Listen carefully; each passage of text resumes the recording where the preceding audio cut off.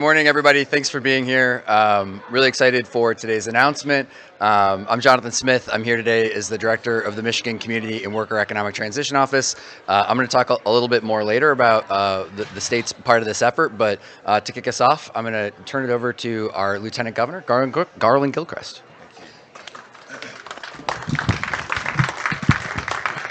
All right, good morning, everybody. I am really excited to be here for yet another announcement. We're trying to make a lot of news here in this space, so I appreciate that. But what Jonathan talked about, this sort of Community and Worker Economic Transition Office, was really, I think, the defining characteristic of a package of legislation that the governor and I were happy to shepherd about our clean energy future here in our state, and making sure that as we continue to be a leader. I mean, we're the number one state for clean energy sector job growth in the country for the last 3 years. And as we continue to lead in that effort, that Michigan is defining a pathway for everyone in Michigan. Especially if you're in a carbon-intensive part of our economy now, there's a path and a place for you in that clean energy future. Because we don't believe anybody should be left out of the future. Our vision is big enough to include everyone and make sure they see their place and their role in it, and we'll prepare them to do this. This is about how Michiganders can retain good paying jobs going forward. This is about how Michiganders and the businesses in Michigan can continue to create excellent paying jobs going forward. So Governor Whitmer and I, we established this in 2023, and this office is working with workers, with communities, with companies, with labor to be able to take full advantage of these new jobs that people may not have visibility into. I mean, some folks are nervous about this transition. And understand that. There's anxiety about change. But we want to give them the confidence to know that they have the ability to take their next step in the state of Michigan. Well, today, we are excited to announce, with the partners that are joining me here today, that DTE and consumers are committing $3.5 billion annually to purchase technology and equipment and services from more Michigan-based businesses. This is a commitment to Michigan's economy, to reinvesting in our people, in our small businesses, in our supply and value chains. We know that these entrepreneurs, these workers, can make amazing things. And we want to make sure that they are selling them to more companies in Michigan. And I want to thank DTE and consumers for being a part of that. Thank you so much. Now, we're also launching something exciting called the Michigan Hub for Manufacturing. This is going to help Michigan-based businesses retool to build the technology of the future and create more of those good-paying jobs and to restore and retain, again, those supply chains. Well, this is really important to me as a person who comes from the technology sector. I know that Michigan's economy has always been known. Manufacturing is the biggest part of our economy. But we also need to make sure that we make the things that matter in Michigan going forward. And manufacturing is evolving. And the way we have to make sure our people are prepared to participate and lead that economy is evolving. And this hub is going to help folks do it. These programs are going to help companies like auto suppliers in the thumb produce pipe utilities needed for natural gas distribution, not just for mobility, protecting jobs and saving the utilities time and money and inventory. These programs are also going to help to our utilities move faster and more efficiently toward our goal of having our zero net energy standard of clean energy by 2040. And it'll help us build a greener, more prosperous, better connected, more robust, and most importantly, more affordable utility and energy reality for Michigan families. One of the clear outcomes of the package that we signed is that when fully executed and implemented, it will save Michiganders money. And that's what we're here to do. Because if you can have a little bit more money in your pocket, you're going to have a better future. I think we all can agree on that. So thank you so much. Congratulations, and thank you to our partners. We have an amazing and bright future ahead of us in Michigan because of your leadership.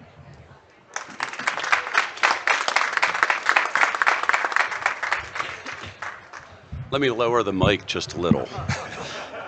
Good morning, everybody. Trevor Lauer with DTE, and really proud to be here this morning. We have a long history of partnering with Michigan businesses and service providers on exactly this initiative. And what's it look like? So we're going to commit $2 billion annually of our supply chain to these same partners that we work with to try to grow the network. 65 cents of every dollar in our supply chain will go to a Michigan-based business or service provider. I have the opportunity to see the data on a regular basis. So I'll give you an example. In 2025 so far, we've invested over $1 billion with Michigan-based businesses, and that's 1,300 different businesses and service providers across the state. We also track this data on a county by county perspective so we can understand the impact we're having in each of the counties across the state. Why is it important to DTE? Well, I'll give you two real important reasons for us. One, there's a lot of other businesses around the United States that look like DTE. And if you can meet our rigid manufacturing standards and you can supply to us, then you can supply to great businesses in Ohio, Indiana, Pennsylvania, Wisconsin, you name the state. I've had the opportunity over the last couple days to meet with a series of our great partners that are already doing this in other utilities around the country. So one, we grow economic prosperity around the state by helping these businesses expand outside of the state of Michigan. The second reason for us is our 11,000 employees live in these same communities that we have the opportunity to live in and serve, right? Their mothers, their fathers, their brothers, sisters, cousins, they work at these businesses. And if we have the opportunity to help these businesses grow, then they create more jobs. That creates great communities inside of the state of Michigan. Look for DTE. When the state of Michigan is successful, we're successful. And that's what this is really about. Thank you so much.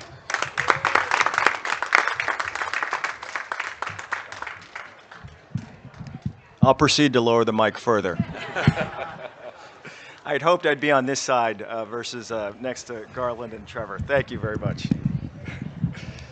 Much appreciated. Yeah, so really appreciate you all having me today. And thank you for the lovely introduction, Trevor and Garlin, really appreciate it. And on behalf of the entire Consumers Energy team, it's a pleasure to be with you all here today. As a CFO, I love talking about growth. If there's one thing we all know, powering Michigan's growth requires connectedness, collaboration, and partnership. That's the spirit of the Team Michigan approach, and that's why we're here today. As Michigan's largest energy provider, it's our job to power Michiganders' lives and livelihoods with the reliable and affordable energy they need to thrive. Bringing the nation's electric grid to life requires a resilient, robust energy supply chain, one that's built right here in Michigan. That's why today's announcement is so important. For generations, Michigan has been the envy of the nation and the world in all things manufacturing. In short, we know how to build things. We need Michigan's manufacturing talent and expertise to build the energy equipment we need right here at home. It's about growing and cultivating a diverse supply chain that's united in making Michigan the destination for top-tier energy equipment and innovation.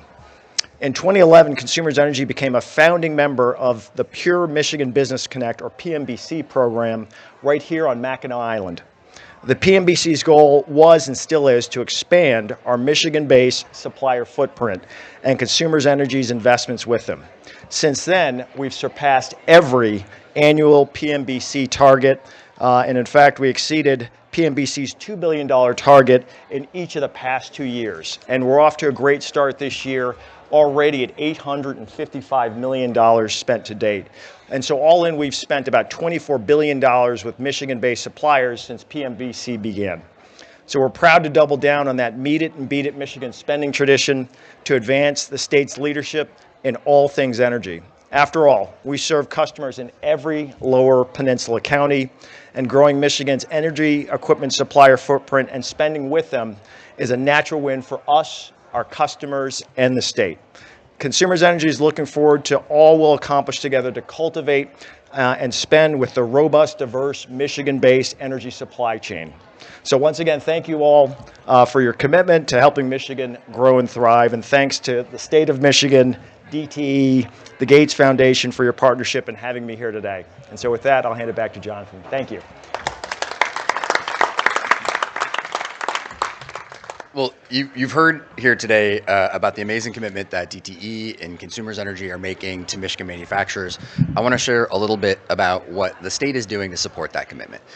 We put in place dedicated staff along with new processes and tools that'll allow us to work directly with the procurement teams at both these utilities to understand what their supply chain needs are and what the critical gaps are. And we're able to then take that information and work with the partners here on the stage to search out across the manufacturing base in the state and identify folks who can help meet those supply chain needs. And in some cases, it might be folks who are already making a piece of equipment for the utility supply chain.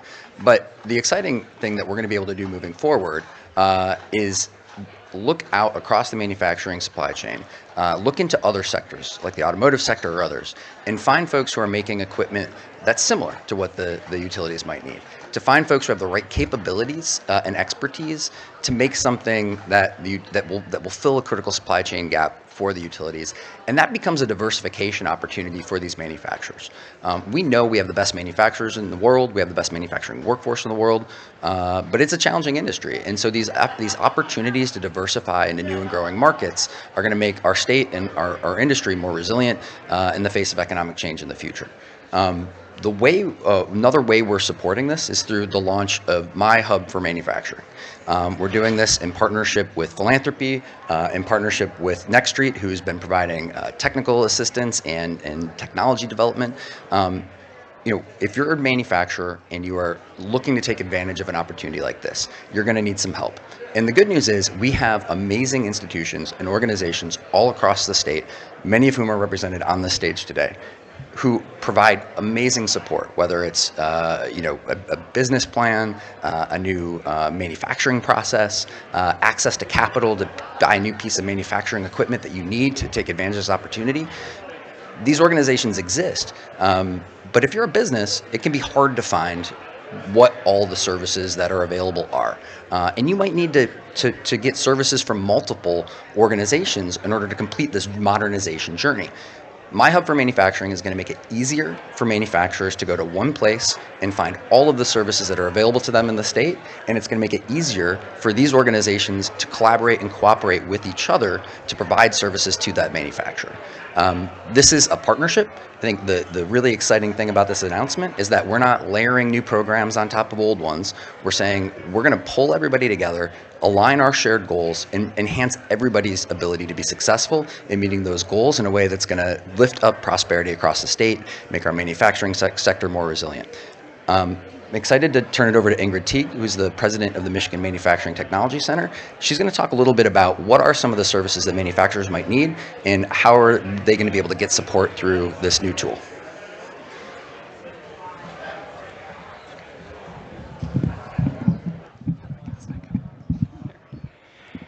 They said that someone 6 foot and above had to be on this side, so that's how I got this job. Good morning. I'm Ingrid Teague, and I'm the president of the Michigan Manufacturing Technology Center, MMTC.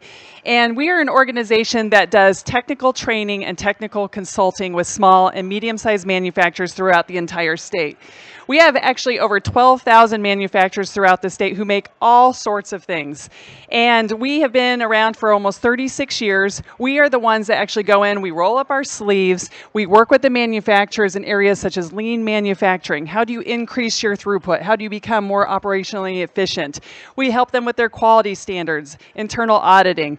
We even do things with technology adoption. How do you put a cobot, a robot, a software system in your plant that helps you become more prosperous and helps you grow and thrive? And we also actually do a lot of leadership, strategic planning, supervisory skills, because we know that people are promoting their talent within, and we've got to grow those leaders for the future.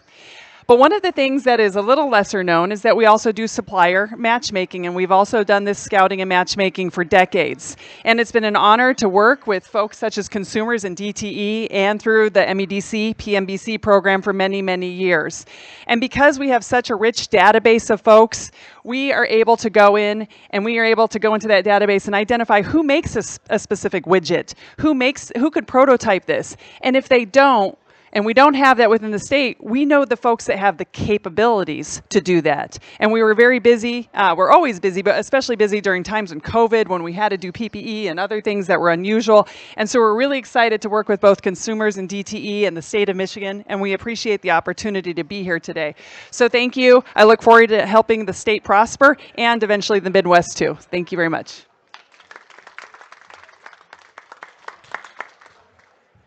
Bring it back over to the other vertical side of the podium here. Good morning, I'm Glenn Stevens. I'm Executive Director of Mich Auto at the Detroit Regional Chamber. First of all, I want to commend DTE and consumers. And they have been powering our plants and our R&D centers for decades. Now they're literally powering the vehicles of the future, and that's really important, so thank you. I also want to commend the state. A lot of times the state is here to help you, and what we've seen here is the state listen to the industry first. before they moved. And Jonathan, you've been great at the table with us, Michigan manufacturers and MMTC. Auto is tech, is mobility, is new and clean energy now. They are all one and the same. Michigan's been leading in supply chains and advanced manufacturing for 120 years. It's imperative that we lead in the next generation of mobility and clean energy solutions. And Michigan has the resources to do this. But those companies need help, which is why the hub is so important. Large companies have the staffs, the government affairs, the policy people, the supply chain people, but small companies across the state, and there are thousands, do not have that. So the hub will give that opportunity to them. So I just want to thank the industry for being the voice to represent Machado, our peer associations, and the people at the table here. This is a great step to move Michigan forward for a more resilient, literally and figuratively, economy in the future. Thank you. Well, once again, I want to thank everybody for being here. I want to thank all of the partners on the stage. Just emphasize, what makes this tool really powerful is the fact that we are all together collaborating. We've identified, win-wins for our utilities, for industry, for nonprofits, for government, for philanthropy. It's by aligning those shared goals that, we're really going to be able to do something powerful. So appreciate the partnership we've had from everybody here. And I think now we're happy to take questions. Andy Miniger, MERS News.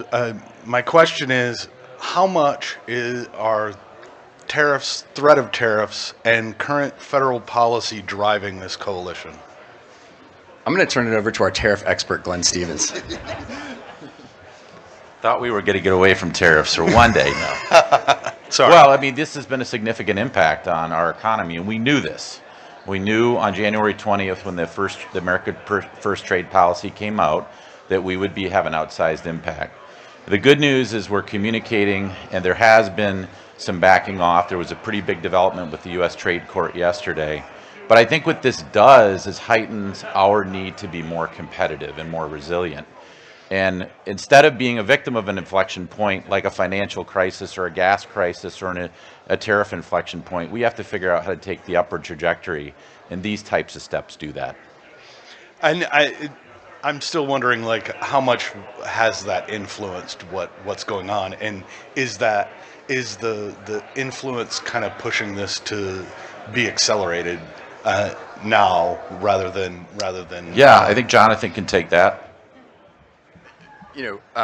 This project started before the president was elected and before these trade policies were in place. This is just smart economic opportunity, right? We know that we've got large growing markets, not just in the state. You heard from our friends at the utilities.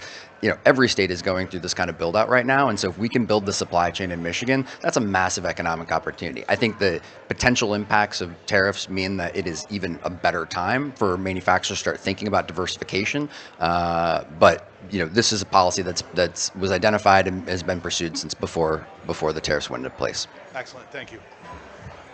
Any others? I think we're good. Thank you. Thank you. Thanks for being here.